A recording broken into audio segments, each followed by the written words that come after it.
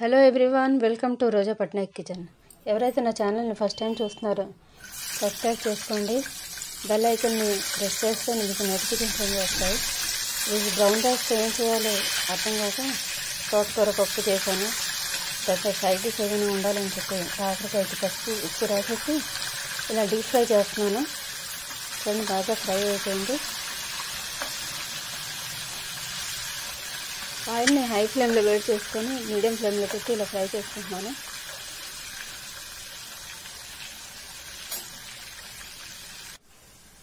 చూడండి, బాగా ఫ్రై అయిపోయాయి కాకరకాయ ముక్కల్ని. ఇప్పుడు వీటిని ఒక ప్లేట్లోకి తీసుకుంటాను.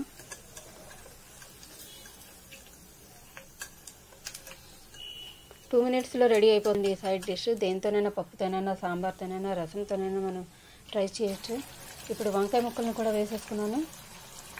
వంకాయ ముక్కలు కూడా ఫ్రై అవుతున్నాయి. చాలా టేస్టీగా ఉంటుందండి సైడ్ డిష్. తప్పకుండా ట్రై చేయండి.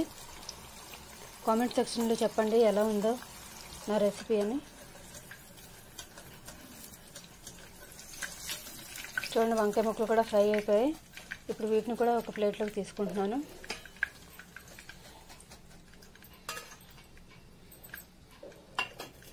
ఇప్పుడు ఒక పచ్చిమిర్చిని చీల్చేసి కొంచెం కరివేపాకు కూడా వేసుకుంటున్నాను. కరివేపాకు కొంచెం జాగ్రత్తగా వేయండి, మొక్కమీదకి వస్తుంది.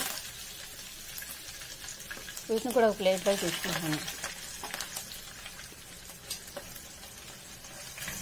చాలా టేస్టీగా ఉంటుందండి ఈ సైడ్ డిష్. మీరు ట్రై చేసి చూడండి, బాగుంటుంది. 2 మినిట్స్లో అయిపోతుంది, ఎక్కువ టైం పట్టదు. బ్రౌన్ రైస్ అసలు బోరింగ్గా ఉంటుంది కదా రోజు తినడానికి. ఇలా చేసుకుని తింటే మనకి టేస్టీగా అనిపిస్తుంది. ఇప్పుడు పప్పు, వంకాయ ఫ్రై, కాకరకాయ ఫ్రైతో సర్వ్ చేసుకుందాం. ఇలా అయితే బ్రౌన్ రైస్ ఎవరు మానుతారండి తినడానికి, అందరూ తింటారు. తప్పకుండా ట్రై చేయండి. Thank you for watching.